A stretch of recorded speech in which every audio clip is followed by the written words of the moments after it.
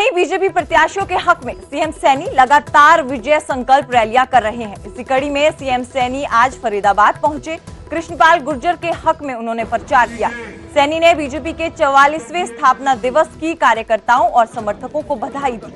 CM Saini ने कांग्रेस के घोषणा पत्र पर वार करते हुए कहा कि जो लोग आज न्याय पत्र की बात करते हैं, उनके राज में कभी भी लोगों को न्याय नहीं मिला। पार्टी का 44वां स्थापना दिवस है। भारतीय जनता पार्टी के लाखों करोड़ों जो हमारे समर्थक हैं, हमारे जो फॉलोअर्स हैं, मैं सभी को पार्टी के 44वें स्थापना दिवस के अवसर के ऊपर बहुत बहुत बधाई और शुभकामनाएं देता हूं। देखिए, कांग्रेस ने पहले भारत जोड़ो यात्रा शुरू की। उस भारत जोड़ो यात्रा का क्या तात्पर्य है?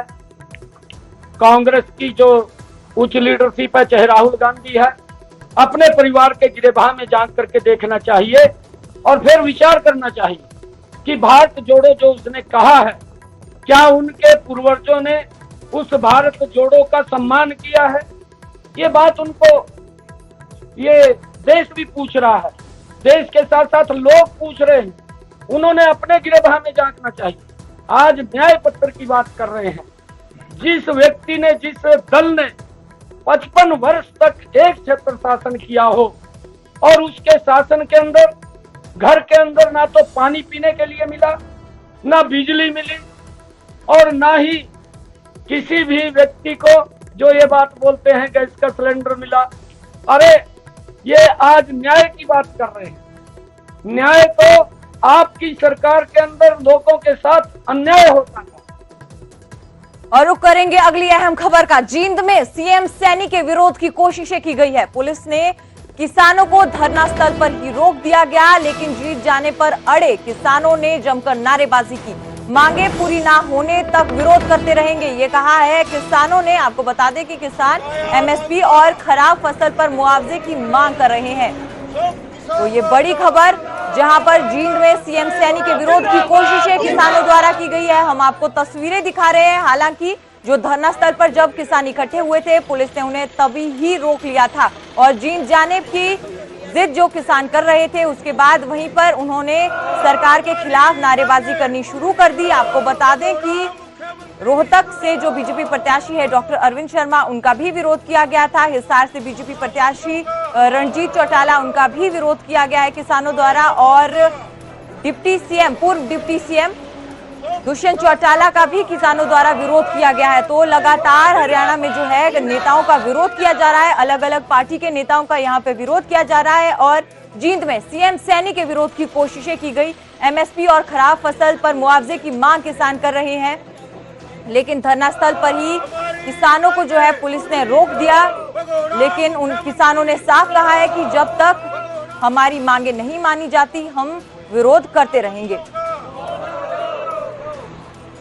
केंद्र की सरकार ने हमारे साथ वायदा किया था 9 दिसंबर 2021 को, जब दिल्ली के बॉर्डर से उठ कर आए तो उन्होंने ये कहा था कि हम आपका एमएसपी की कानूनी गारंटी दे देंगे, लागत का 1.5 गुना दाम दे देंगे और पूर्ण कर्जा मुक्ति किसानों की, मजदूरों की, और इसके अलावा बिजली संशोधन बिल वापस ले लेंगे और 750 किसानों को शहीद का दर्जा देकर उनके घर में एक नौकरी और उनको उचित मुआवजा दिया जाएगा। लखीमपुर खीरी के अपराधियों को सजा मिलेगी और 58 साल के जितने भी बड़े बुजुर्ग हो गए हमारे, उन सबको 10,000 रुपए मासिक पेंशन। लेकिन केंद्र सरकार ने वायदा खिलाफी की है। 30 मार्च को उचाना के अंदर हरियाणा का मुख्यमंत्री आया था और यहाँ पर 16 महीने से धरने पर बैठे हुए किसान, मजदूर, आम जनता उसको ज्ञापन देना चाहती थी, लेकिन हमारा ज्ञापन नहीं लिया गया। हमारे से झूठ बोला गया और झूठ बोल के राष्ट्र हाउस में ले जाया गया और वहां पर हमको गिरफ्तार किया गया। तो उसी के विरोध में आज मुख्यमंत्री जींद में आना चाहता है, तो हम जींद जाएंगे और मुख्यमंत्री का विरोध करेंगे। अन्यथा मुख्यमंत्री हमारा ज्ञापन ले, हमारी मांगों पर संज्ञान लेकर इनको पूरा करवाने का काम करे, और नहीं तो हम मुख्यमंत्री का विरोध करेंगे और जरूरत पड़ी तो हम काले झंडे दिखाने का भी काम करेंगे। रुक करेंगे अगली खबर का। आपको बता दें कि हिसार लोकसभा सीट से प्रत्याशी बदले जाने की चर्चाओं का पूर्व सीएम मनोहर लाल ने खंडन किया। हिसार पहुंचे सीएम मनोहर लाल ने कांग्रेस पर हमला किया और कहा कि विपक्ष ओछी हरकतें कर रहा है और कांग्रेस द्वारा ये अफवाहें फैलाई जा रही है। साथ ही साथ बीजेपी उम्मीदवार रणजीत चौटाला और पूर्व डिप्टी सीएम दुष्यंत चौटाला का विरोध को उन्होंने अलोकतांत्रिक बताया। कहा कि लोगों को जो करना है तो वो वोट का अधिकार का इस्तेमाल करें। चौटाला और बीजेपी के उम्मीदवारों को जगह जगह किसानों के विरोध का सामना करना पड़ रहा है, जगह जगह प्रचार भी रोका जा रहा है और घेराबंदी कर जो है काफिले को भी रोका जा रहा है।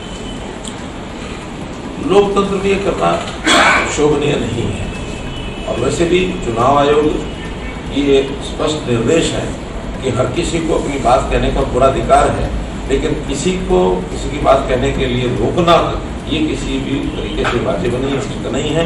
इस और निश्चित रूप से चुनाव आयोग ध्यान कर रहा होगा और जरूर चुनाव आयोग के निर्देश के हिसाब से प्रशासन काम करेगा कि किसी को अपनी बात कहने के लिए रोकना नहीं है। अधिकार है मत देने का, मत प्राप्त करने का, जिसको अपनी बात कहनी है। ये एक ऐसा अवसर होता है कि खुल करके अपनी बात अपने मत के द्वारा कहे। सबको मत है कि किस सरकार को लाना है, किस व्यक्ति को चुनना है, लेकिन किसी व्यक्ति की बात न सुनना, उसका विरोध करना, चाहे कोई भी हो, सत्ता पक्ष हो विपक्ष हो, ये उचित नहीं है और ये कभी भी किसी को करना नहीं चाहिए। और जब सामने कोई कमजोर पार्टी होती है तो स्वाभाविक है जो कमजोर होती है उसको नुकसान होता है और जो उसके मुकाबले में कॉन्फिडेंट होते हैं और अपने तरीके से चुनाव लड़ते हैं तो उनको लाभ उसका होता ही है। हाँ, कुछ ओछी हरकतें हमारे विपक्षी दल खास करके कांग्रेस के लोग उछालते रहते हैं। हरियाणा के पूर्व सीएम भूपेंद्र सिंह हुड्डा की पत्नी भले ही राजनीति में सक्रिय नहीं है, लेकिन हुड्डा की कामयाबी में उनका भी अहम योगदान है। आशा हुड्डा ने खुद कभी चुनाव नहीं लड़ा, लेकिन अपने पति के लिए प्रचार जरूर किया। उनसे खास बातचीत की है हमारे संवाददाता धीरेन्द्र चौधरी ने। जी, ये 1964 से पहले बनके पूरा हो चुका था। 1960 के आसपास ज़मीन ली गई थी और फिर धीरे धीरे बना था और मैं 1976 में यहाँ ब्याही आई थी। तो घर के बारे में थोड़ा दिखाएं, कुछ कंस्ट्रक्शन दोबारा किया गया या फिर पुराना भी?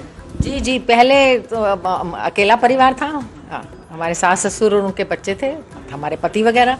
फिर जैसे जैसे सबकी शादियाँ होती गई, हम 5 बहुएँ जो हम देवरानी जेठानी हैं इसी घर में ब्याही आई हैं। आगे 6 हमारे आगे बहुएँ आई हैं हमारे बच्चों की, जैसे दीपेंद्र वगैरह की 6 वो भी इसी घर में ब्याही आई हैं। तो धीरे धीरे बहुत सी कंस्ट्रक्शन हो गई। जैसे आप अभी जिस जगह खड़े हैं ये एक बहुत खुला बरांडा होता था, यहाँ सिर्फ पिलर्स होते थे लंबे लंबे। फिर धीरे धीरे इसको जाली लगा के कवर कर दिया। फिर जैसे किचन छोटी होती थी क्योंकि आधा काम बाहर चूल्हे पे रोटी बनती थी, अब ये किचन थोड़ी बड़ी कर दी गई। फिर 1 कमरा इधर बढ़ा दिया, 2 कमरे छत पे बढ़ा दिए, 1 आगे बढ़ा दिया।